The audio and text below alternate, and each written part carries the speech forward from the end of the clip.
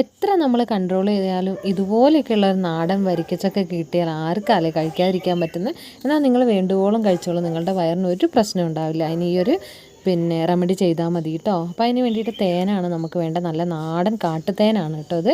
നമുക്കിവിടെ മുത്തങ്ങ അടുത്താണ്, കാടിൻ്റെ ഒക്കെ സൈഡിൽ റോഡിൽ ഇഷ്ടം പോലെ സീസൺ ടൈമിൽ തേന് വിൽക്കാൻ വേണ്ടി വെച്ചിട്ടുണ്ടാവും കേട്ടോ. അപ്പോൾ അവിടെ നിന്ന് മേടിച്ച തേനാണ്. അപ്പോൾ ഈ ഒരു തേനും കൂടി ചേർത്തിട്ട് നമ്മൾ പഴുത്ത ചക്ക കഴിക്കുകയാണെങ്കിൽ നമ്മുടെ വയറിന് യാതൊരു തരത്തിലുള്ള പ്രോബ്ലംസ് ഒന്നും ഉണ്ടാവില്ല കേട്ടോ.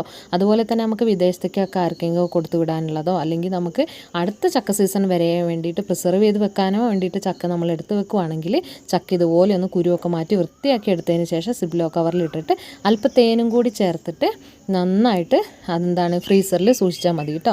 എത്ര കാലം വേണമെങ്കിൽ 2 വർഷം വരെയൊക്കെ നമുക്ക് ഈ ചക്ക ഒരു കേടും കൂടാതെ തന്നെ സൂക്ഷിച്ച് വെക്കാനായിട്ട് പറ്റും കേട്ടോ. അപ്പോൾ ഇതെല്ലാവർക്കും നിങ്ങളൊന്ന് ഷെയർ ചെയ്ത് കൊടുക്കണം. ഞങ്ങളുടെ വീഡിയോ ഇഷ്ടമാവുന്നുണ്ടെങ്കിൽ ഞങ്ങളെ സപ്പോർട്ട് ചെയ്യാനും കൂടി മറന്നു പോകല്ലേ കേട്ടോ. അപ്പോൾ നല്ലൊരു വീഡിയോ ആയിട്ട് അടുത്ത നല്ലൊരു ഇതുമായിട്ട് നമ്മൾ വീണ്ടും വരുന്നതായിരിക്കും. അപ്പോൾ എല്ലാവരോടും ഒരുപാട് സ്നേഹം. Thank you for watching.